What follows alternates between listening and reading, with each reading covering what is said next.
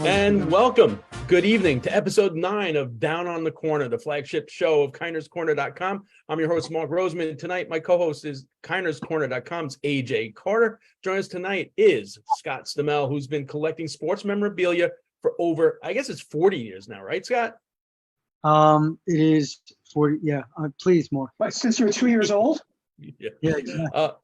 For the past 30 years, Scott successfully owned and operated Cardboard Memories, which is one of Long Island's most reputable sports memorabilia retail stores. Scott is known for his knowledge and savvy of authentic autographs, his desire to teach others about them. He's also a former consultant for JSA, James Spence Authentication. Interestingly enough, he was also, hold on, let's let this person in the room. He was also watching the Netflix documentary series. And there Scott is, front and center in episode 1, talking about the Jackie Robinson jersey. So let's start there, even though we're going to talk Met, stuff here later on. I saw that, this guy knows you, first of all, for years and years. All right. And he sends a guy out to you to go there, and you're brokering this deal for a guy who's got a 1952. 51 Jackie Robinson, game used jersey, and the guy contacted you wants to get $10 million for it. All right. And you are very specific to them. So you tell them, listen, this guy, 10 million, that's the reserve. It's gotta be the reserve. 10 mil, he wants it. No, they go through. It's not something typically that will happen in an auction scenario, because you really can't dictate that, because an auction's supposed to kind of go on where it's going to land. But when you have an item like that and everybody wants it, you could kind of dictate from the other side of it kind of what you want out of it, or else, like I said, it's not going to you. So they drove to me, with the intent of it being a different scenario, but I had to give a little bit of the pushback. I don't know if you know, the gentleman that came was about 6'9" and 400 pounds. Yeah, so that guy. So it turns out that the bidding got up to 7.2 mil. All right, it got up to 7.2 million. And they also, at that point, they felt, all right, it's going to top out there.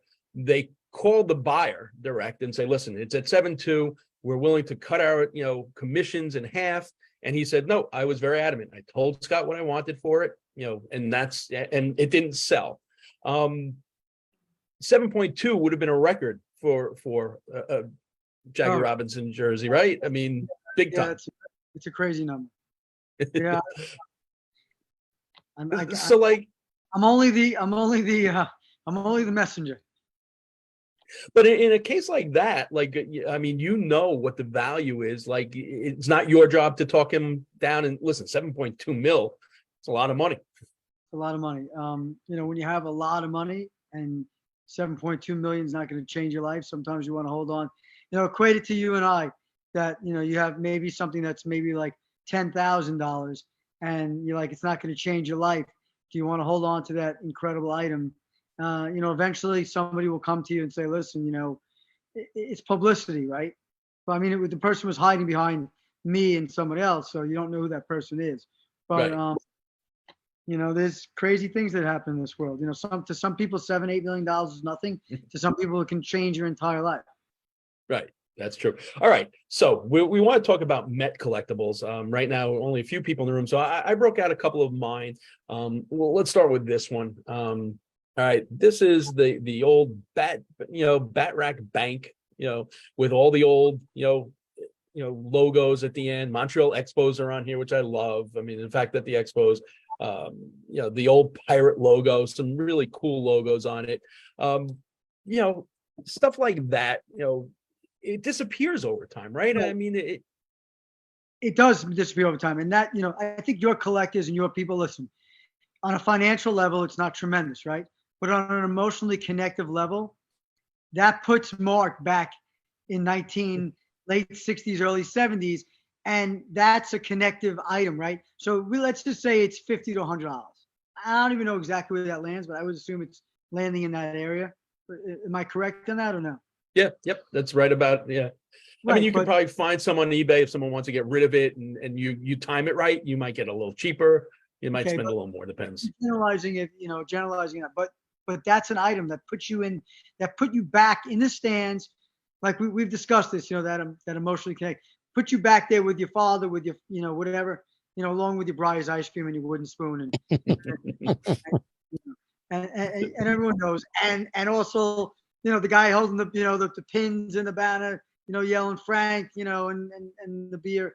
Those are the items that you can go in, or you could buy in the back of the program, right, or the yearbook at the end. And it was what was that item? Oh my God, it's ridiculous. You take a look at that stuff and how much it cost. It was like pennies.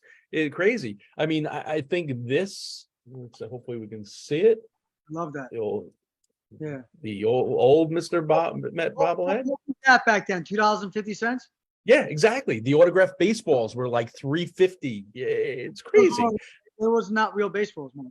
I know that, and they weren't real. They were also like stamped signatures, but still, when you were a kid, those were like gold back then. Yeah, and then I would curse the maker of those, because I have gotten more than 10,000 phone calls in the last 15 years of people telling me that their father got that signed at the stadium, and come to me, disappoint every person that said, and you know what they always say to me? How do you know? How do you know? You're rubbing off is how you know. Right. So, Scott, I have a question. I look down my basement. I'm bringing stuff up for the show. I have a lot of scorecards, literature type of thing. Is that generally worth significantly less? Is it just worth sentimental value to me? Is there any value to scorecard? What determines whether a particular scorecard or a yearbook or something has value? All right, so that's a great question. So, in a simplistic answer, but I don't answer anything simplistically. I answer things very, very detailed. So programs and yearbooks are really the bottom of the barrel when it comes to collectibles. Then you got condition, which is a huge part of any paper ephemera. Is the condition of the whether it's a baseball card, but a program and a yearbook usually are carried. Whatever. Half the time someone knocked a beer over trying to reach for a foul ball or whatever it is. Half the time the program comes home and it's the condition it's in is not going to be great, right? The thing that's more valuable generally that people, the takeaway on that is the ticket that you had to get into the game. So the ticket from that game. Now, if the scorecard is scored really neatly and it's documented with the attendance, with everything and really written out, and it was a significant game that you could tell, because sometimes, Mark, you don't know. It's a 3-game series. You're not sure what game it was. But if somebody scored it, who pitched. If it was Ryan, if it was Siva, who came in to relieve, who won, who hit a home run, who hit a single double. Then you could go look up the box score and find out, well, this was significant. Now, if it was Nolan Ryan's first game and he comes in at the end of the year and he comes in to relieve and nobody knows who he is, well, you know what? Then there's value to it, right? Because that's right where it started. So I happen to have bought the ticket from Nolan Ryan's first game. That ticket's valuable. So if you had the ticket's more valuable than the scorecard. Is the answer. Interesting. So I basically I have to look. I probably have the ticket stub as well as the scorecard to the night Reggie hit 3 home runs in the World Series. And my scorecard is, have the attendance, have the 3 home runs, and even wrote up in the upper right-hand corner, Reggie, the 3 guys he hit it off of. So that becomes more valuable, you're saying, because it was a significant. Who the last guy was? I know it was, let's say it was Huff. I think it was Welsh was the last one, I believe. He was the last one, was the knuckleball. Yeah. I think it was Charlie Huff was the last one. I thought it was. Yeah, it was Welsh, Huff, and Doug Rao, maybe. Is that possible? But it was on 3 consecutive pitches. Right. And 3 different pitchers. Right. Crazy stuff. Who else? Let's jump to another trivia question now that my brain goes. Who else hit 3 home runs in the World Series? In one game? Yeah. Babe Ruth, right? No. Well, yes, Babe Ruth, yep. Who in the modern era? In the modern era, 3 in one game? I don't know. Okay, one guy just retired. Crime Dog? Oh, no, just retired. I thought it just got Albert Pujols. Oh, Pujols. And there's another one? Yes. He's in the Bear family. He's in the Bear family. He was a cub. He's a type of bear. All right, the panda. Oh, Kung Fu Panda. Wow. I did not remember that. Okay. All right. Let's show a little more. Oh, yes, by the way, that ticket stub, it's a Yankees. This is a Yankee thing. We're on a Mets show. Okay. Right. So that's exactly. So here we go. All right. I don't know if you can see this. This is my Joe Christopher, Nice. I Dick love that. Stewart. I love All that. right, both the yellow ones, and now a nice green one. Who is this one? Rob Gardner. Gotta love that. This artist is the same guy who also then did the 8x10s, which were pretty cool with Kuzmin, Seaver, Agee, those which I love You're those. talking about Sitco in 1960. What you're showing, there's Sunoco, those are Sunoco ones that you got as a promo, you bought, filled up with gas. You Yeah. got one of those at a Sunoco station. Each different week. Each different Yeah, week each there was a week, different guy. different Yeah. one. The photos were Sitco. The photos were Yep. Sitco, but I think then they went to Sunoco. Sunoco was first. I think Sunoco predated Sitco's. Yeah, I actually have the special binder that you had to send away for with coupons that you had a gold embossed name in them as well. And so it was pretty cool back in the day. So stuff like that. I mean, as far as baseball cards go, I know there are different regional sets like the Mother's Cookies. When you start getting into these like regional things and they're only available in certain areas, back in the day, we used to go after a Little League game to 7-Eleven for the Slurpee cups that had all the different players. Loved it. The Slurpee, the little 3D, chips. The and stuff discs like that. also too, right? But they used to have the plastic glasses. I don't know if I have one here. I don't think I do. But I'm sure Sal does probably over there. But So Mark, I don't think there's any Mets in here because this is the first year was 19. Mets came along in 62. I don't think they made any Mets, but I'll show you one of my favorite collectibles that there was back in 62. Do you remember these Topps Bucks? You ever see no, I these? do not remember Topps Bucks at Yeah, all. 62. Yeah, so these are great, and based on how good you are, your money was a little bit. Yeah, so there's the disc. There's a But disc. Well, those discs were not 7-Eleven. Those discs No. were sold in lots of different scenarios Yeah. with Mhm. the discs he's showing, and they have so many different makers. Yeah, they have so many different makers of those.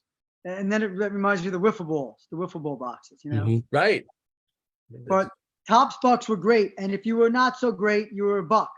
But if you were really great, 20 or 50 bucks, like the Mazes and the Clementes. But I think I only have the cheaper ones. Let me see. I might have a $5 one here. Let's see. That was the first fantasy auction.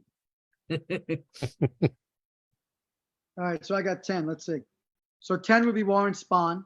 Okay, Warren Spahn was not a Met yet. It's brave. Brave, Milwaukee. But when did he get to the Mets? 64? 63, Late I think, 63. 65. Yeah. So now you can see. I'm surprised that Clemente was only $5 and Spahn was 10. You see Clemente? In 62. Wow. That's interesting. Well, but remember, Spahn Now, had won like 350 games by that point. And But it where was were a, these? But Hank Where- was only $5 also. Where were they available, Scott? This was, how did you get these? These were inside in Topps packs. Really? Okay. Yeah, they're really cool. It's an undervalued collectible, if you ask me. You can't get them without the fold. They're basically how they were is they were folded. So it's very hard to get them in nice shape, and they're generally very off-centered. So it's hard to get them centered and high graded. But it's they're an he's nodding his head. He knows. They're an undervalued collectible. They really are, and they're really cool. They So- did them in football and stuff like that as well. So in that same vein, like I don't know where the value is now these days, but to me, it was back in the day when you go to card shows, they were also very undervalued. And that was in the 1969, the black and white deckled edge, which was the actual like photograph that they would use for the baseball cards. And I know there was a Seaver on that one for sure. And I think there might have been a Harrelson. No, and I think it was only Seaver. Kuzman, right? The Kuzman one, right? Yeah, But those the are still- autograph, They're still very undervalued. the still really. So what makes specific things like that undervalued? Maybe one day the market will catch wind of it, and some master manipulator will be like, these are undervalued, like everything that happened with COVID, and someone will just run with it and change the dynamic of it. But right now, I don't know the answer. Like to me, I feel like periodicals and stuff like that are way undervalued, but again, I started what I do as a love and a passion, right? So not only for a value, a lot of things that I think are overvalued. And I think there's a lot of stuff like that that's undervalued.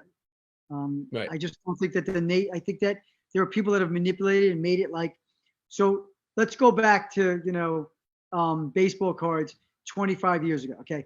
I have my Scott, store. let me interrupt for 1 second. For those of you watching this and don't have the game on in the background, David Robertson just finished a 2-inning save. Mets pull out the nightcap 5-3. Wow. Desperately needed win. Desperately needed win. Desperately needed win. He's Yeah. still doing it. He's still doing it at a high level. Yeah, Yeah. absolutely. This one was a 2-inning save, which they really needed. Yeah, Alvarez needs to be the full-time starter. yeah, and Escobar needs to be the DH. Enough of Tommy Pham. Yeah. All right. We'll talk about that later in this. Yeah, broadcast. Tommy Pham collectibles are on the downstream. So go ahead, Scott. You were saying I before the cards got manipulated. Oh, so yeah. So, people would say 25, 30 years ago, hey, you don't want to get a card signed, right? We discussed that in our old Facebook Live stuff. You don't want to get a card signed. You don't want to get a card signed. It's the value of the autograph. You don't want to deface the card. Now it's like if you have rookie cards and they're signed, they go for exponentially crazy money. In the last 10, 12 years, that took off and changed. So it's like somebody decided to change the rules, and then slowly everybody fell into line and goes, wow, if you have a Mickey Mantle rookie card signed, forget about it. It's like, it's exponential. You have, you can have just an old card now that's signed, and the old card's worth $300. Now it's signed by Hank Aaron. Now it's worth $4,000. But do you remember that whole thing where people would say, don't sign the card, don't value, you're defacing the card because the card itself is worth $200. It's a nice shape. Why would you sign it? Now it's the value of the autograph, which might only be $50 or $75. And forever, my first 20 years of having my business, that's where, and then all of a sudden it just, somebody flipped the switch. So, the answer to your question is, I don't know. I think a lot of that stuff is undervalued. I may not see it in my lifetime, but I think that those cool sets are diamonds in the rough, and they're hard to find. Right. What was it? The 1964, those were the Topps Giants. Yeah. I've seen those like fluctuate like high and then all of a sudden bottom out. Those are really undervalued, and you can get them in nice shape because they generally weren't flipped. But on the flip side of not being flipped, they're also larger in size, so they're harder to keep in a way that somebody can protect them properly early on in the 60s. So where they're not flipped, you now have a card that's a little bit unmanageable. You know what I'm saying? As far as size-wise, right? How you're handling them. But so they're talking about cards that are unmanageable, I mean, it's very difficult to find these in very good condition, are the Kellogg's 3Ds from like 70, 71, 72, because they would crack over time and if not stored properly. What about those? I mean, the earlier ones and some of the earlier sets have some tremendous value, especially like you said, if you can get them in great shape because of the cracking from the dryness, whatever is, the curvatures, whatever. Yeah. There's some Clemente ones that are very valuable. I love them. They also did an old, the Legends with Ruth and Ty Cobb and stuff, which are not so valuable, but they're very cool too. I love it. To me, we could do a whole show on, it's called the oddball, not completely the oddball because it was semi-mainstream. There's really oddball stuff.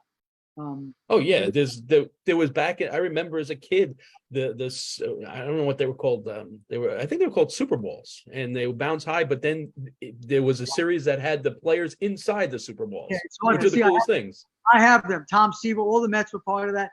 But you can, if they're not that clear because of their age, they're very hard to see. I'm trying to see Seaver inside the thing. I'm like, my terrible life. But I'll bring them in. I have a whole bunch of those for you. I'll give you some. Good. I need 3 of them. Promotional things we talked about. You need 3? What do you need, Sal? What do you need? I got the list somewhere, but I need 3 more for my Met set. All right, so get my cell. I probably have them. In terms of the promotional things, they're the ones now that the clubs does it. They have the bobblehead nights. Go back to way to the 60s, to the 70s. When Mark talked about some of this, we talked about the glasses. There were things on the back of cereal boxes and other things as collectibles. Do you need the whole cereal box? Or just the back that says, clip this, save 10 of these and go in for a free ticket or something like that. What do you do on the value of that? Do you have to have the whole box or just the sport, in this case, Met-centric part of the box? If you have like 3 cards on the back of a box and you have the 3 card, you're better off having that. Most of that stuff is not that valuable. There's some exceptions. If you're going back to the days of like the Wheaties and stuff like that in the 80s, but most of those things don't have any value at all. And people that are sitting with rotting cereal boxes with worms inside. Oh. The garages, and you open it up, and you have living things created in there. But most of those are not. But you're going back to the tickets. You're going back to the Dairy Lee in the '70s when the Dairy Lee with the Mets and the Yankees cutting them out. Yeah. Yeah. You get the tickets, and you'd sit in the, you'd be upstairs in the, in the But you got in. Yeah. but not in. And it was Right. such a thrill.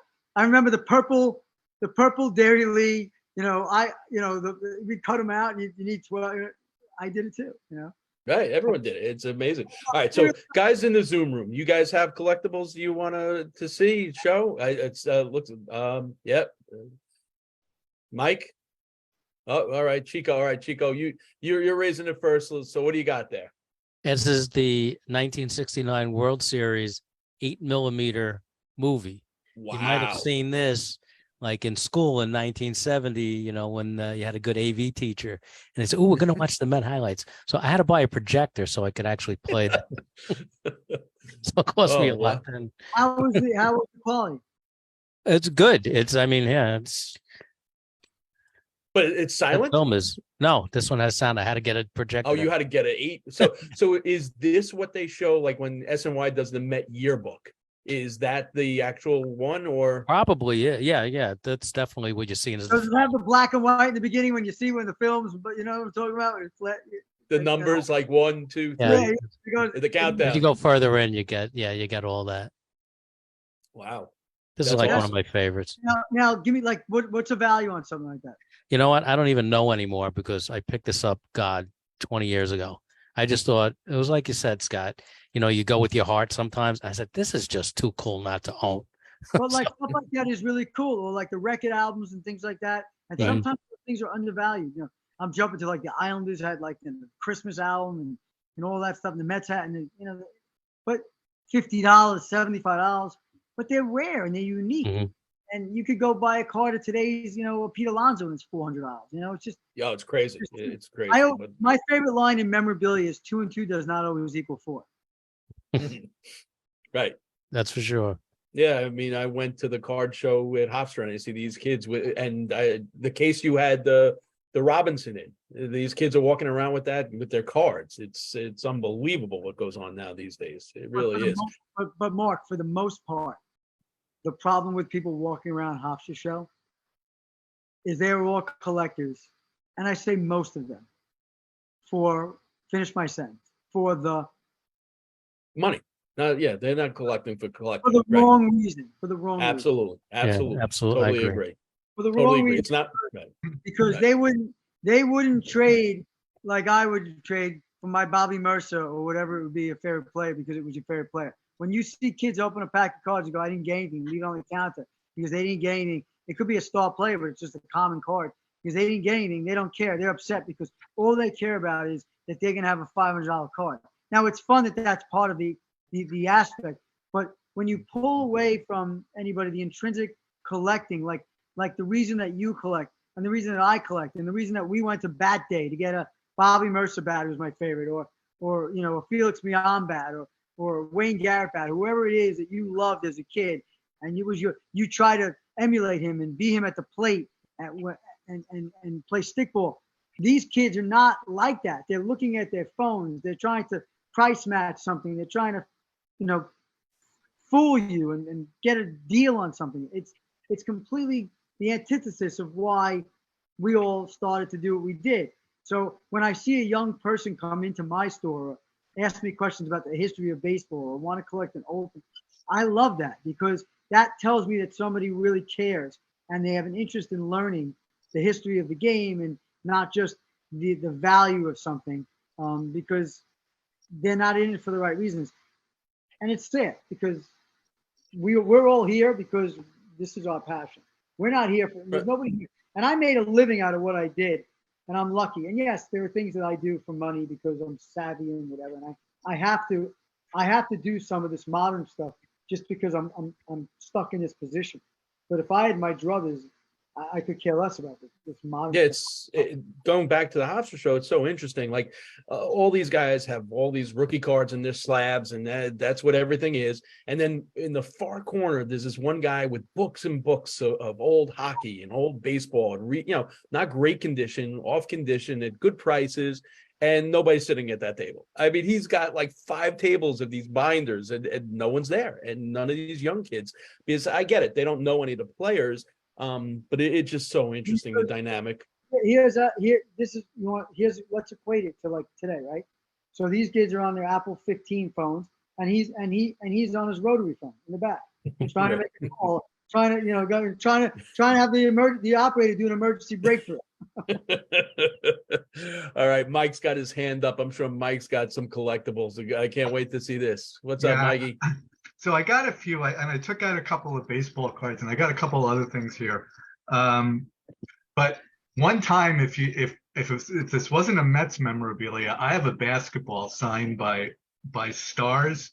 That's an unbelievable C, but it's not Met. None of it is Mets related. It's all basketball stars.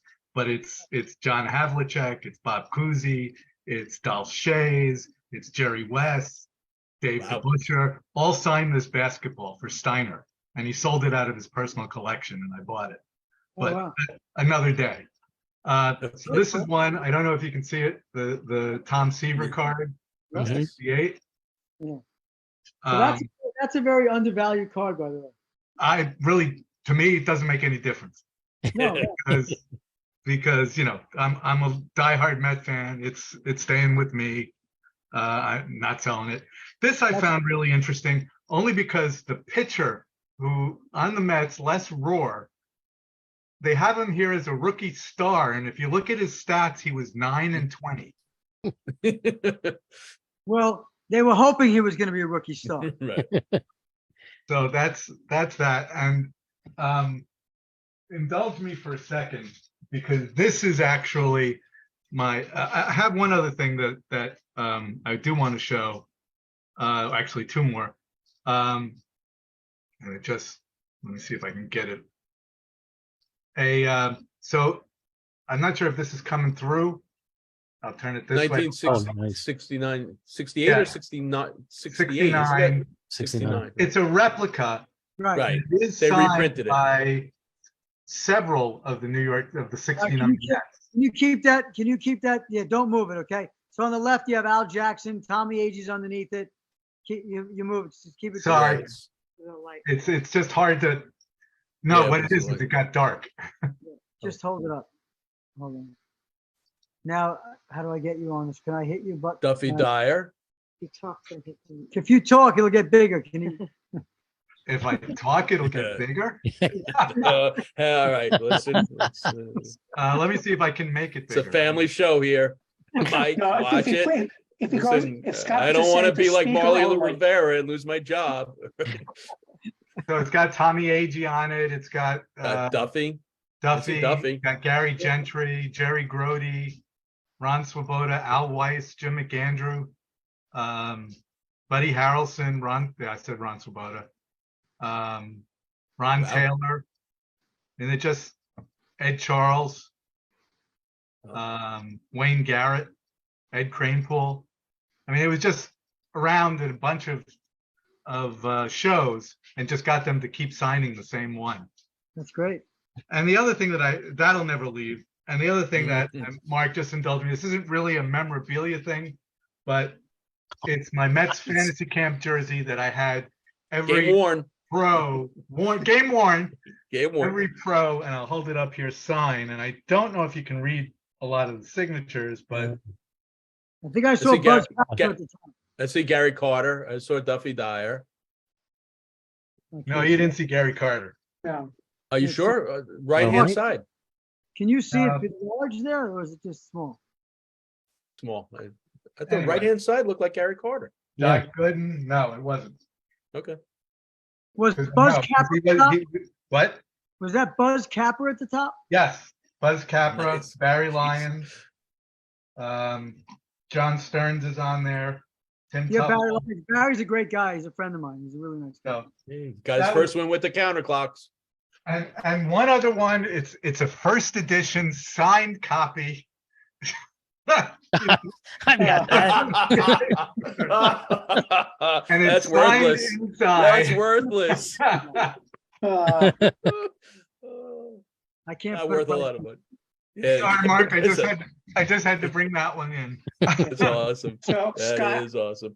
Scott, if I show you this one, this is 1962 scorecard. Matt, I'm trying to get doesn't go out.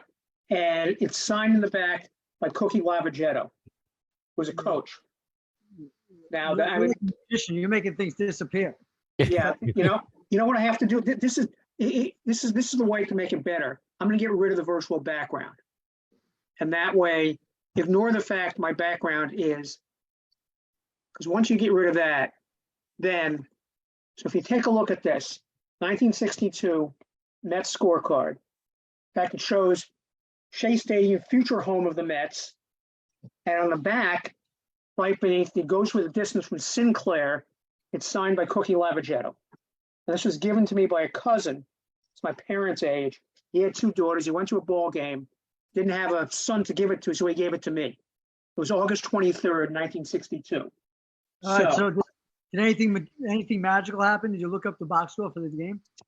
He did not score it. I've not looked at the game, but hey, it was 1962. Nothing magical ever happened with the Mets. Other than if that was the game that Marv Throneberg got thrown out for missing first and second on the triple, or something like that. I'll have to look up the game. I've never looked it up. What's crazy in those days is they didn't want to keep on printing new scorecards. So for the visiting team, they always kept the home team down in the bottom, keeping score.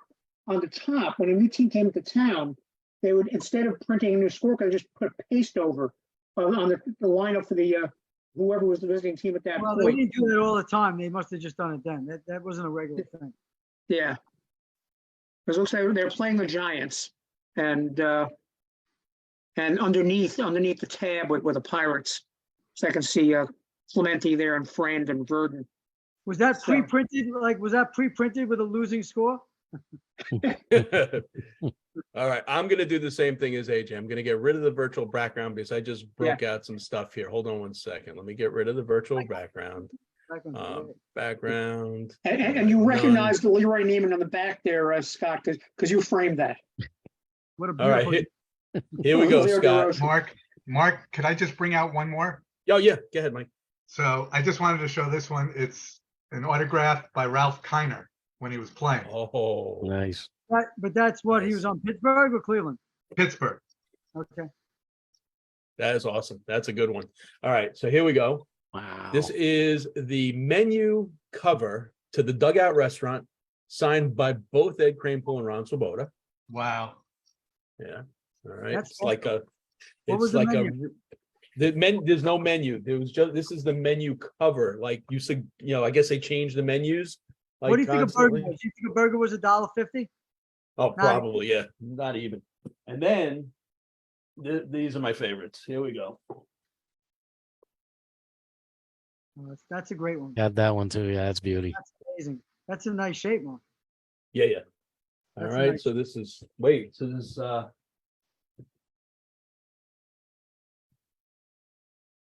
One to go. Swoboda's catch. Next Bad Birds. Great shape. Did you buy those after the fact? Yeah, I bought them at Renninger's Flea Market in Pennsylvania. The guy had them all. And I just bought them all. How long ago did you buy those? It has to be about 20 years ago, at least, maybe Remember what- more. Remember what you paid? Yeah, I think I paid $10 for all of them. And then this one was cool because this was like, and I don't really remember them doing color. All right, this was all color back page. That's great. Well, Anything cool like that's going to be exponential money. That's amazing. Yes, I have that. And then also just because he was my favorite player, I don't know why I saved this. Messier on the cover of the National. You know who's on the first cover of the National? Patrick, well, there were wasn't there different editions in different areas? I There think was Zone Patrick National. Ewing, Yeah, they're different ones, different parts of the country. I think Ewing was on the one in New York, right? Yep. I have the first one and the last one. Check this one out, the Long Island Press. That's cool. Yeah. So He had that- them all, this guy? Yep, had them all. In Really? Pennsylvania. Yep. That's great. That's when you were going teaching? Yeah. I mean, listen, I mean, back in the day, I remember in Stony Brook, the guy had like a small little thrift store. I guess it was in 1977 or 78. He had like a whole shoebox of 1968 cards, and he wanted like $2 for, there was like 200 of them or 300 of them. It was great, but you never find those anymore. Exactly. Right. By the way, Scott, while we're talking, I looked up that 1962 game. This is interesting how baseball has changed. The Mets lost 2-1 in 10 innings. Both Juan Marichal and Al Jackson went the distance. Yeah. And how long and time of game? 2 hours and 10 minutes. Let me see what the time of game was. But it was I haven't found time of game yet. Let me see if I can get that here. Yeah, but it's yeah. They both pitchers went the distance. Unbelievable. Steve, you got something to show? It's a 3-hour game, by the way. 3 hours and 10. Wow. 3 hours and 4 minutes. I wish I did. I'm not a huge collector. I have an old helmet like that the kids wore, where it had on the inside sort of the brown plastic to help. Oh yeah, helmet day. Fit it. That one was from the 70s. I got an old satin jacket from the 80s, and boxes and boxes of baseball cards from the late 70s or early 80s. Which is, an interesting question. I saw that documentary, I think it was like 5 years ago. Trying to remember what it was called. Oh, Jack of All Trades. Did you ever see that? The kid, what was that? That was which one? That was the one that I saw where the boy was collecting the baseball cards? No, that's saying how. The guy who owned the store, and then John, I remember seeing that. Yeah. I think his kid then inherited it, but like his father's life was that store, and the part ended up being worthless. From the junk wax era, they made too much of it. Mm-hmm. Yeah. But then with COVID, everything became valuable. It was the market got artificially inflated, and then it came back to earth again. So like going forward, Scott, like all these stadiums, I mean, they put such a value on these bobbleheads now. They make a limited edition, so people get into the stadium. Now they make, the ones that go together. Like last year it was Scherzer and DeGrom with the strikeout counter. And then it was, Gary, Keith, and Ron, the 3 different parts of the SNY booth. And, so you have to collect all 3. Bobbleheads back in the day, you used to buy in the store. How is that changed? The bobblehead craze is kind of like a buy on the rumor, sell on the news. Everybody that collects has to get them, and then they want them, so they get excited about them in the beginning. And then once the people that really want them have them, the market starts to just kind of go down because those people have them, and the market drops. With some exceptions, if they're really on the rare end, they'll go up. But in general, those bobbles that start over here, they generally come down. But there's people look like the Islander ones. They recently did all the retired. I mean, I'm jumping to a different sport, but the Islanders did a retired all the time. So people are trying to get the set. You know what I'm saying? But like that's a more modern one, right? Yeah. Yep. Mr. Met always sells until he gave the finger. Then now it's So how about the baseball related Beanie Babies? Wasn't there like a Mark McGuire Beanie Baby? Well, it wasn't really a Beanie Baby. It was called Salvino Bammers. They were brown with the crown on the head. You talking about going back into the 90s? Is that what you're talking about?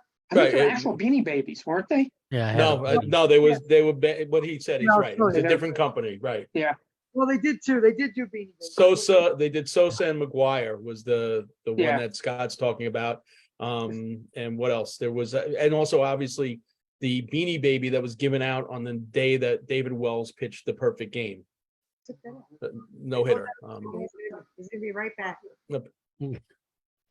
Scott will be right back. I'm going to be right back. I'm going to see if I can find more stuff. Well, let's get back to this one. This Okay. is 68 rookie card of Ryan, but it's not just the tops. This came out of a game called the Pick a Card from Milton Bradley. That's a great card, by the way. That's a great card. Yep. And I need another one. Valuable. And you could tell, like, they didn't grade it as a Milton Bradley, but see the white part on the top? They didn't grade it as a Milton Bradley? No, back then SGC wouldn't grade it as a Milton. But where it was placed in the sheet, there's a white stripe here. That means above it, there was a football card, or I think it was footballs above this because I recreated the sheet. And so that's how you would know. And it would be more yellow, like French's mustard color yellow, as opposed to Goulden's colored yellow on 68. So that's show and tell. I'm 100% a golden guy. French is not going to work for me. French's I like better. Better? Because there's only 133 cards in the set. No, I'm talking about the mustard itself. Oh, no, I like French's. Really? Yeah. So here's the Reggie Jackson bear. They did all kinds of stuff like this. And this is a 500 bear. These were Salvino Bammers. That's what the company that made these. But going back, Mark, to this is the Valentina bear. And this was actually shown on the show that I was at. This is the Valentina that was given out for David Wells' perfect game. You see it? What are we talking about? Right. You Yeah. see it? Right. Yeah, so Right. this is the bear. So, but this bear on its own volition really isn't really worth a lot. Although on that show that I was on, they're talking about this being worth a couple $100, which I think is really not true. They brought in the Dr. Beanie Babies. You know? Yeah, Dr. Laura. But what makes this the most valuable? You know what you need to make this valuable? This ticket stub. No, you need this. Oh, that right. Look The what the back. card that came with it. What does it See say? It says, New York Yankees present the original Valentina from the Beanie Baby collection Sunday, May 17th, 1998. New York Yankees versus Minnesota Twins, 1:35 p.m. Sponsored by. Haagen-Dazs? Yeah, well, they stepped up the Yankees. They don't want prize and they want to have Haagen-Dazs. Wow. Without Very this, cool. this isn't worth that much. But together, it Right. was at one point worth a fortune. I don't know what it's worth now. But Interesting. you mentioned it to me. You mentioned it. Now I have it with the ticket. There You you got go. everything there. You got everything there. It's unbelievable. I'd still rather have Unbelievable. Carvel. Yeah, I know. We love Mike, did you raise your hand again, or is it still raised? No, I raised my hand. I raised my hand again. You made Okay. me go look. You made me go look. So I went back in the annals and I found this Oh, wow. that I kept when he won his Cy Young. Dick, Oh. yeah. R.A. Dickey. Nice. All right, Dickey. Yeah. Well, So, like, do you have people coming in looking for specific, like, Met items, or they just come and browse and then they see something, like, how does that work on a daily basis for you? sometimes people are looking for a Met gift. Sometimes they're browsing. My store is difficult to navigate a little bit, but Gotten better. yeah, it's gotten better. Sometimes people just see something unique or they something catch their eye. I mean, I moved my one case with a lot of my tchotchkes to the back left corner, but people always love looking into that. Like I said, the buttons and the pins and the oddball things and whatever. And, so at times they'll look for something for someone that would, doesn't break the bank, but would make an impact in somebody, but looking for a gift for someone who's a Met fan. Or a lot of times people are coming in programs from the year that they were born, or some significant date in their life, or something that would make them, connect them with their either a sibling or a father or mother that they went to a game. So, but then there's a lot of times they're looking for something to hang on the wall. So it really depends. I wish there was more of that. The Marks and Scotts of the world that really want that, that little trinket. That's what I love. So for like collectors, I know, some people are player specific. All they want is, and not so much the younger kids, like, their favorite player, like, Felix Mian, let's say, and they'll go and try to get every single card, whether it be regional or, Tops or Fleer or Don, and try to get every single thing ever made of a Felix Mian. How many of those type people do you have coming in? They do, but those are hard people to please, because usually by the time they get to me, they're already 90% in, and they're looking for that, like, whatever. And then I, of course, have to go try to find it because I know I have it somewhere. But then it's like, it's me ripping through my house, my living room, my attic, my garage, the back. And by the time, then I find it, I said, just take the shit for free. It's $150 for my time. The item's for free. But that's the thing that on the auction, the what's his name, Golden, on that documentary, it was the father and son, like they know where to go to find these things. Like, so, like, how do you get network to that? Like, if someone's saying, like, I want, an oddball Ron Swoboda collectible. Like, how do you know the network? Like, someone's gonna have, oh, I know who's got Ron Swoboda stuff. Most of the time, it's not. It's to be honest with you, it's not worth my time to go find their $12 item. It's a matter if it's a passion thing for me to do it as a favor. But really, truly, like something like an eBay is really the best tool to at least to figure out where to find something like that. At this point, if it's a $15 item and you're looking for it, you put it on your watch list, and if it pops up, that's where you're really going to find it. I mean, I have a lot of really cool stuff in stock. So if I have it in stock, I want that person to get it from me. And it's more of a like me, almost like a dog bringing back the bone and saying, I found it for you, like to have that satisfaction that, because you want to say, I have it somewhere, I found it, right? Because you asked me for something, and if I have it that you saw, it would make me so happy to say, oh my God, I have it. You must go, God found it, So let, Right. So there's a, let's like Mark, Yeah, let me AJ. take a different situation. So somebody Okay. walks into your store and says, I'm going to a milestone birthday for a friend of mine, and he's a huge Met fan. I'd like to find something Met related to get him. Other than price, what type of questions would you ask that customer to get him the right piece of memorabilia? I would say, first of all, I need to know how old he is, right? He or she, how old they he just turned 63 on April 27th, just for instance. are. So he was born on what year is it? April 27th, 1960. 1960. So you could, Hypothetical. well, you No can't one we get know. you can't get him anything Mets from the year he was born, right? Right. So you know that his wheelhouse is the 69 and 73 Mets. So I'm going to probably go there first to something that would relate to him for childhood, right? So I may look to something, maybe a Willie Mays item when he was on the Mets in 73. It could be something as simplistic as his last card ever is 1973. Really, his last card ever on the Mets is a 74, World Series card, but he had no regular issue card. So his last regular issue card is his 1973. Or you find a button or a pin, or you find, something of a program or something that would, I would ask him what his favorite player was. So if he has a favorite player, and I had something of that player that was unique, I would try to go find something there. If that, I would find something generic that would be of that era when he was a kid, when he was in his 10, I would say 8 to 15 years old, because that would probably have some kind of an impact on him, and he would remember that the most. I always go back to my 8 to 14 years old, 15 years old, because I feel like those were the impressionable years, and that would strike a chord, even if you're 60, 70, 80 years old, it would bring you back. Or I would say, I'd go back, you could go back to the 86 Mets, you can go back to something like that. But you have to also remember is that person might have those items. So you have to ask the question, is he a big collector? Does he collect?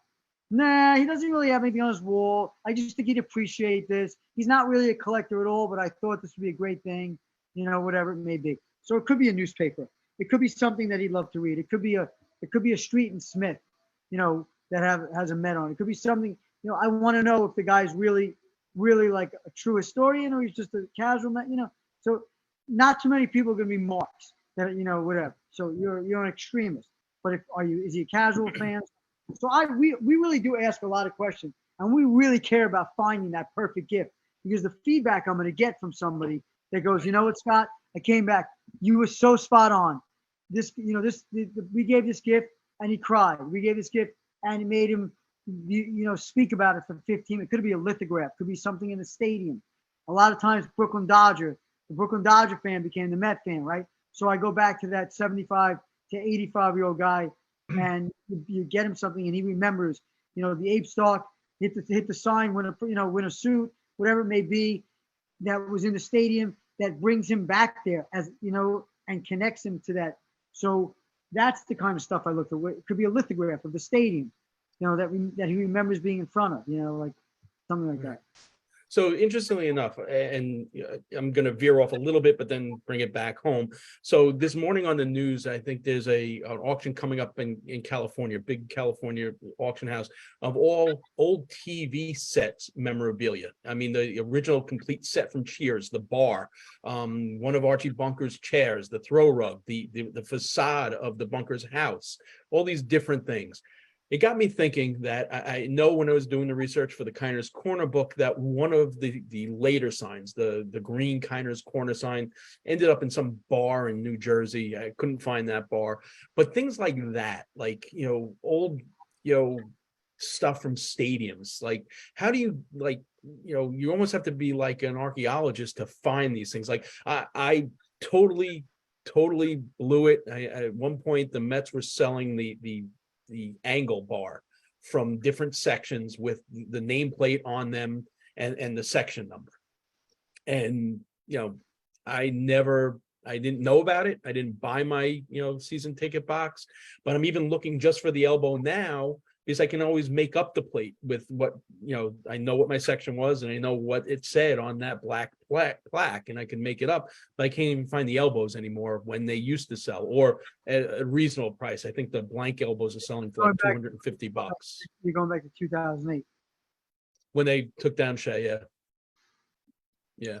Or just old, like the KINER'S Korner set. Like, how would you go about trying to find that? Like, how would you piece together, all right, when they destroyed it, where did it go? Who has it? Like, a lot of the bigger auctions will end up getting stuff like that. Somebody's collection that was a big collector that, it's sitting in someone's garage or whatever. I mean, that's one of those things that you kind of have to, that it could be an eBay. It could be just going to other, some other rooms, like a Facebook room of big Met collectors and saying, I'm looking for whatever.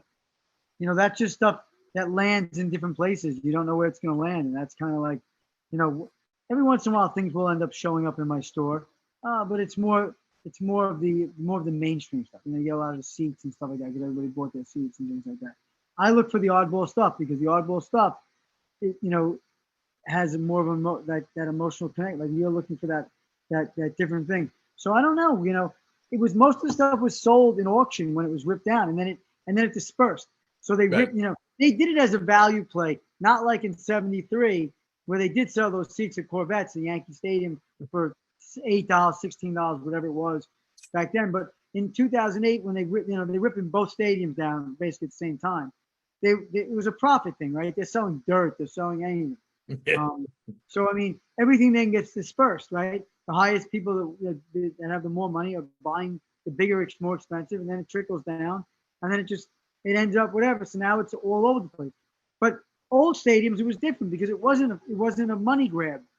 Shea Stadium and Yankee Stadium was a money grab.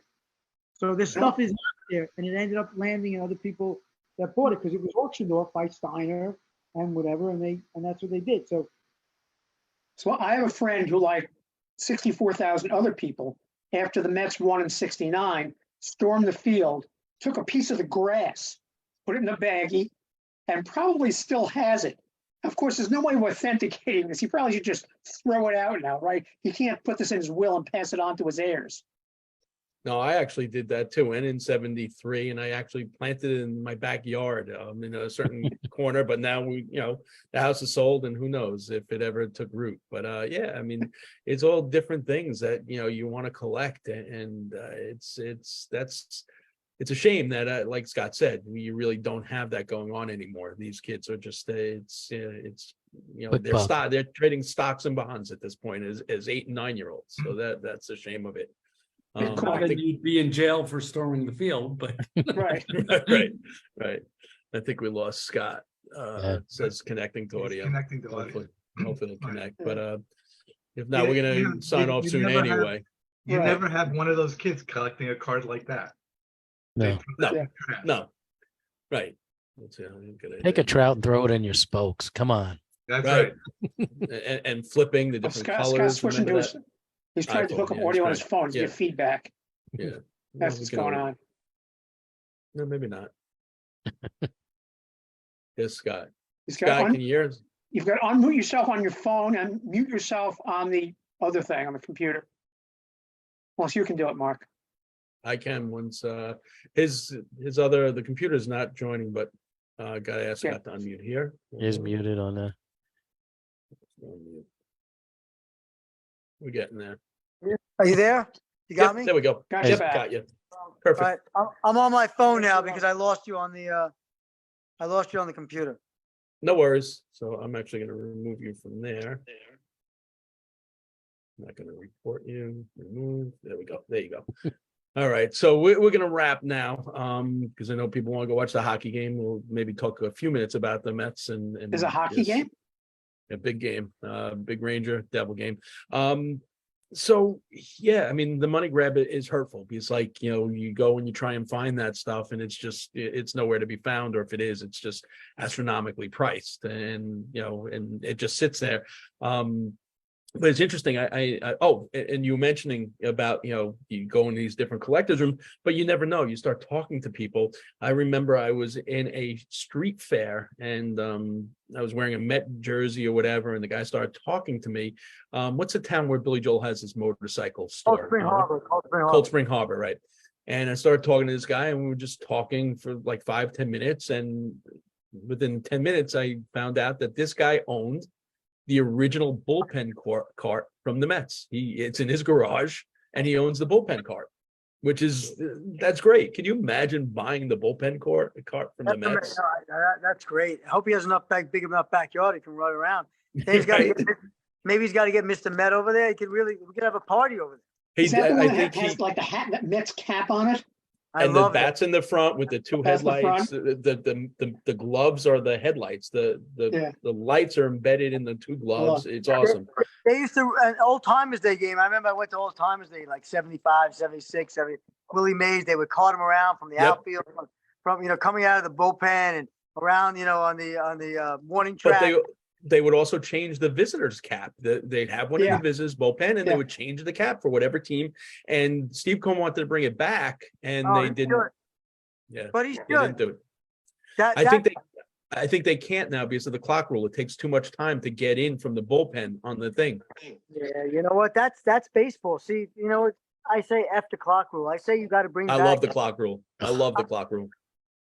Love it. But maybe extend it 5 more seconds. Maybe. That could be.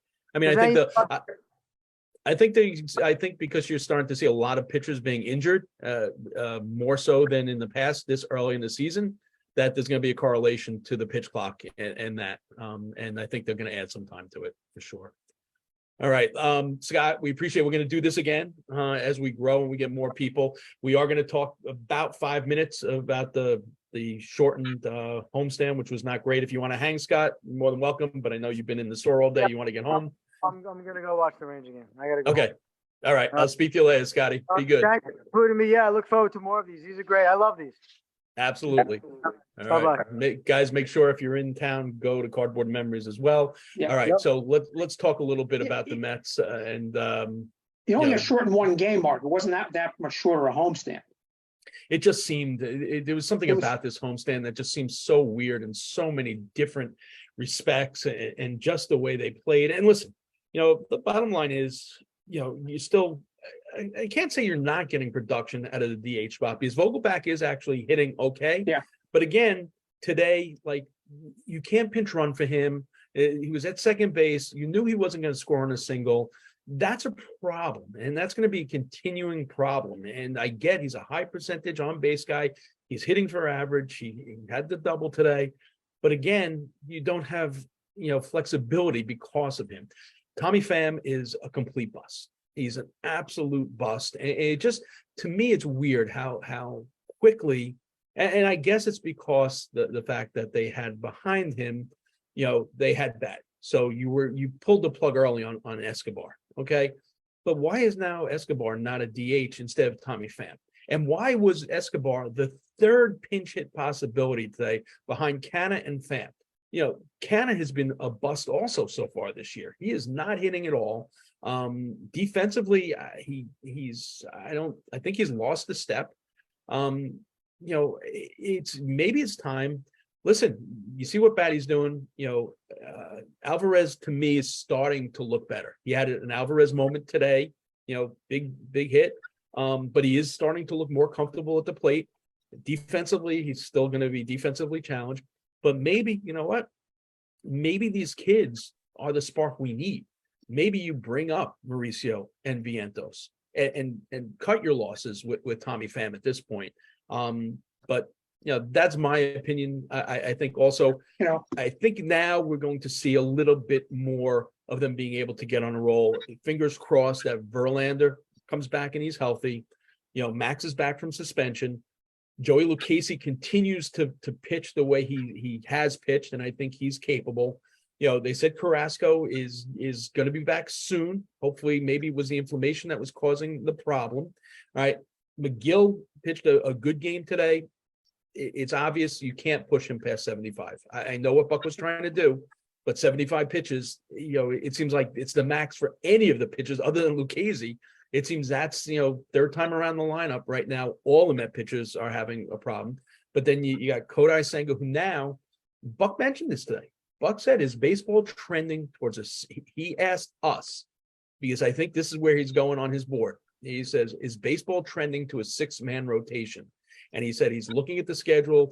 He says he doesn't want to look too far ahead. He said, because the fact is in Detroit, the weather looks iffy also, so he doesn't know. But planning ahead for when Carrasco comes back, he said he'd like to get Kodai Senga in the rhythm that he's used to, pitching every 7 days. He said that today. So if you're looking to pitch every 7 days, you're going to a 6-man rotation. And if that 6-man rotation is Max, JV, Lucchesi, Carrasco, McGill. Quintana when he comes back. And what? Quintana when he comes back. Quintana comes back. Yeah. And then, you're more fresh come playoff time. But it's a big ask. I mean, you got to see what these guys are going to bring, but it will also hopefully help the bullpen. If these guys are more refreshed, they can go longer. And I think, again, I think all around baseball, these guys are, they're not used to this pace. And I think the pitchers are getting tired quicker because they don't have that time to just breathe in between pitches. And I'm fine with that. I think they just have to get through it. AJ, your Mark, opinion? I hate to say I told you so, but if you go back to our season preview, I said my biggest concern with this Met team, my two concerns, one was they were old. That I thought it was time to make, I was very concerned about the age of the rotation, about the age of the pitching staff in general, and the age of the team. I think, and the reason for that is because older players get hurt. And that's what we saw happen. It happened early, first with Quintana and then Carrasco and Verlander. And that's the price you pay for such an old rotation.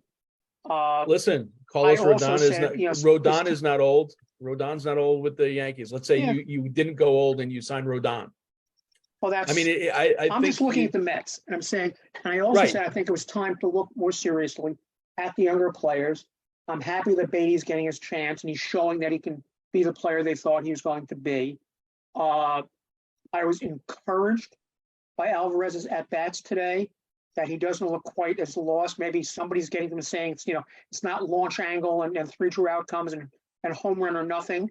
And if that clicks, because he seems to be an acceptable catcher, not good, but acceptable. Yeah. He hasn't thrown a runner out yet. He hasn't thrown a runner out yet. Has anybody? We should talk. One of the things I want to talk to John Coppinger about. Maybe we'll do it 2 guys talking Mets. Is the one thing we haven't seen come back is the pitch out. Nobody's pitching out. Everybody's stealing like crazy.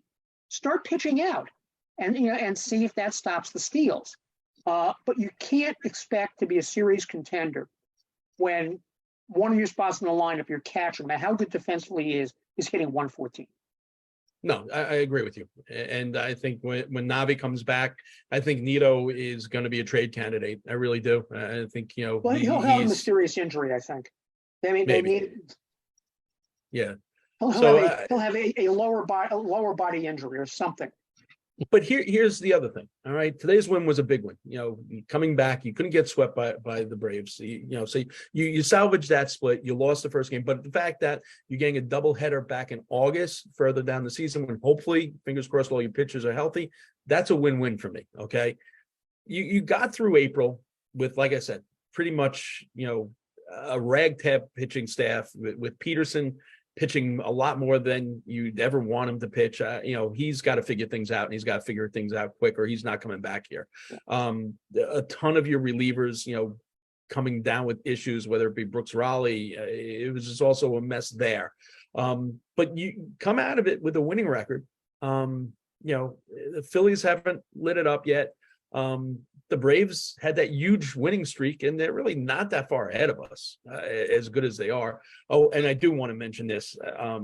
Listen, I don't know how you say this politically correct, but good on Tyler McGill. Acuna with that home run trot, stopping at third base and all the dancing. Good on him. You know what? I like to say, I don't want anyone being thrown at, but there is a time and place for it. He didn't headhunt. You know what? I'm glad. It's about time a Met pitcher did something like that. And maybe that's what they need to fire themselves up. And you know what? Max coming back with a chip on his shoulder. It could be a good thing. So I expect good things this month. JV's back. I think that settles a lot. When you have Senga, JV, and Max, you're not going to have prolonged losing streaks. At least I don't think. You know what? Time will tell. Maybe Max is not Max anymore. I don't think that's the case. I see him doing a lot of wind sprints over these 10 days. Well, the 5 days at home.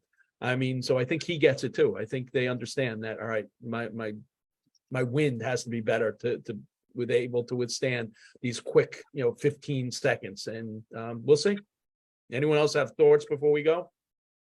Your trepidations about Alvarez, do you think that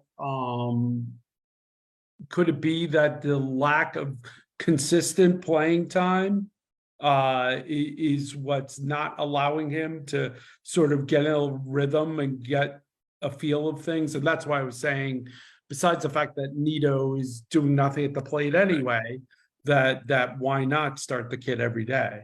I agree. Let him play. Let him play. Listen, the knock on him has always been his defense. And I don't know how much better it was going to be. The bottom line was they were going to send him down to AAA to really work on his defense. But he's also been a guy historically at each level, struggles in the very beginning, finds his footing, and then takes off. You need that. I think you're right. I think it's time to let him play every day. He's here now. It's probably another 4 weeks until Navi gets back. Give him this 4 weeks. Let's see what he can do. And I would hit him a little higher in the lineup too. I don't know why. I'm going to agree with Arnie here. You do your 2 pickoff moves, and then you throw a pitch out. I think that's a great move. I think it gives the catchers a chance, and it tells the runners who are intent on taking off on that third pitch, hey, think twice. Right. So I agree with him there, and it might help the kid who's suspect behind the plate. But I also agree with Arnie. Not many guys are being thrown out. They're running on everybody now, and it just right. Unless you have an absolute cannon for an arm, and how many catchers do, you're just not going to throw guys out. And Mark, I know you love the pitch clock, but I think that's led to the overuse of the bullpen, and that's why the bullpen is.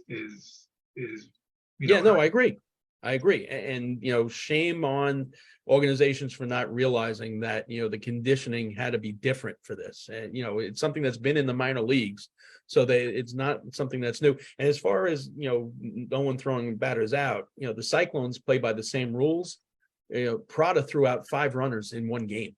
Oh, okay. He threw out 5 runners in one game. The kid's got a cannon. It's like, and that kid's going to be something. I just want to say one other thing. I don't like anybody getting hurt, but I'm glad DeGrom's taking somebody else's money not to pitch.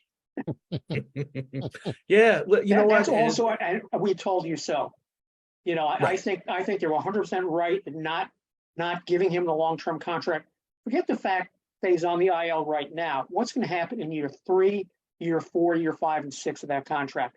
I think Texas is mortgaging their future. Well, here's the other thing, and again, love what he did here, no question about it. But the Texas fans are going to see what we went through. I'm at the point where the guy, listen, I think whatever he's got, obviously he's got stuff, whether it be the wrist, whether it be the forearm. Listen, back in the day, you would have, Bob Gibson was, to borrow the Monty Python, he was the knight of neat. Like, it's merely a flesh wound. And, you cut off his right arm, he'd still pitch. With DeGrom, it's like the second something feels a little off in his body, shut it down. It's constant now. And it's whatever fan base it is, it's got to be infuriating. It really does. Can you imagine if this was with the Mets right now? Go through spring training, he looked good. The same Jake, he, gets lit up that first game, comes back and is lights out, striking batters out. And then the same thing, wrist, forearm tightness, this, that. It's just, he's the classic case of what might have been. I mean, as great as his career is, can you imagine if, he pitched through some of this stuff? Who are we to say? Listen, they might be legit, but it just seems like there's just so much time after time, Isn't He that, defines the word brittle. Yeah, so.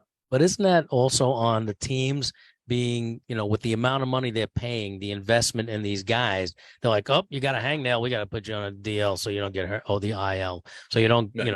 make it worse. These guys, the other guys, they had a pitch or they didn't have a job. Right. Right. Like, I get it, your investment, and you want to protect that investment, but if you're not getting anything out of the investment, what are you protecting?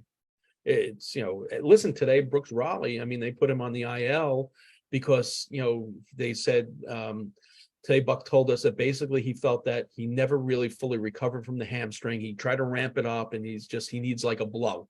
Like, okay, like he needs a rest already? Like, really? It's like, these athletes, I get it, and they're finely tuned machines and everything, but there's got to be either more attention. Like, why did, and to your point, listen, and I think AJ and I talked about this, or we were talking about this the other day, that like the 69 Mets after the season, they would go, Joe Pignatano worked at Gertz and this guy worked somewhere else. Yeah. They worked all over the place because they didn't make enough money playing baseball.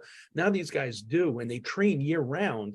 How are they getting more injured than a guy who would, at the end of the season, go and be a salesman at Gertz and didn't lift a weight, didn't do And anything? start the I'll first tell week you of why, spring 'cause- training in a sweat box to Right. get off Go ahead. the weight. Go ahead, Mike. There's one thing they don't do anymore that they did, and that's stretch. These guys, if you remember the pregame, those pitchers were out there, the players were in the outfield there, stretching their legs. They're not flexible anymore. They build the muscle so that they can throw 100 miles an hour and hit home runs, a country mile, but they're not flexible at all, which is why you see so many torn muscles and pulled lats and, all of those types of injuries. They don't do it anymore. And even, a couple of years ago, I was speaking to one of the Mets trainers, and he says, I'm not going after them to come into the office to stretch. They got to come in here, and they don't. Right. Listen, I mean, back in the day when we watched the sport, did we ever hear of an intercostal sprain? I never heard that in my life. And all of a sudden, like every month, some guy was getting this, and the lat strains and stuff like that. Even the guys who, you go back to Ricky Henderson, you take a look at him. He was always his thighs and everything, but he was never injured. Never I pulled never a hamstring. even heard of Verlander's problem. Yeah. Under the I thought it- armpit? Yeah. I thought it sounded like some sort of constellation next to like Orion's belt. It's like, all right, guys. Thanks for joining us. We'll see everyone next week, and let's hope we get a couple in Detroit. Hopefully, they get these games in. It doesn't look promising for tomorrow. And they said game time temperature should feel like it's in the 20s. Hey, I'm not playing. Really, Doesn't bother me at all. Yeah, right. And Major League minimum, you can go out and play in 20-degree weather. Exactly. All right, guys. Have a good night. Go enjoy the hockey games. All right, All bye, right, boys. take care. Bye. Bye.